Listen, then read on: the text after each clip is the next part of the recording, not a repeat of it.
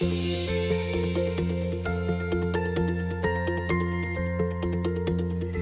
I think about how to build trust as a leader, I think of my very long time mentor. One of the things that was really incredible to me when I very first started working with her is how much she let us shine. Now, at the time, I thought, oh, she's at a stage of her career where she's established her reputation, and that's why she's letting us shine.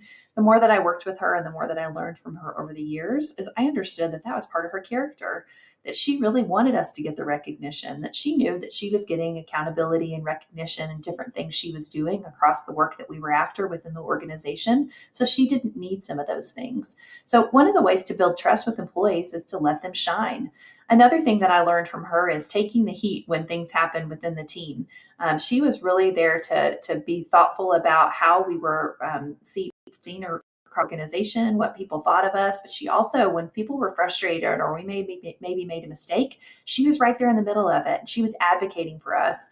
What was key and important to me is I remember her advocating for me on a few things that she didn't necessarily know why I made the decision that I did, but she was in my corner and she worked with those folks and was really incredible about listening and hearing their challenge and being gracious and being thoughtful about how we could go after a solution and bringing that forward.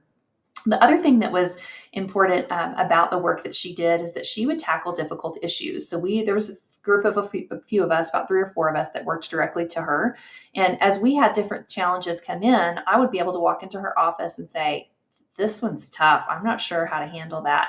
And she was able to, in that moment, work alongside me to tackle that difficult issue. It wasn't something that she shied away from. She didn't necessarily push it off on me. She asked with the good coaching questions about how I might be able to help solution that, but often I needed her experience. So she was able to guide and talk me through some of those things.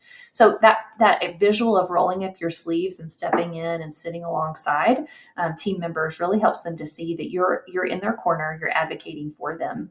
And then the last is lead by example. One of the things that I think was important to me, as she was my very first kind of real boss, and as I learned from her through the different things she'd be sitting in a meeting with, or somebody would ask a critical question that she didn't know the answer to, I'd see her say, "I'm not sure. Let me circle back with you. We need to investigate that a little bit more." She was honest and vulnerable in that way. She also always made sure that we came across with a really polished, helpful, active listening reputation. So that role models for me what I was then to do.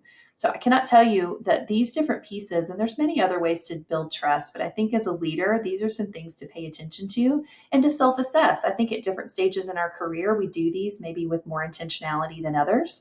And so being aware of how we're impacting people and the way that we're building trust is a good opportunity for us to get back in the game.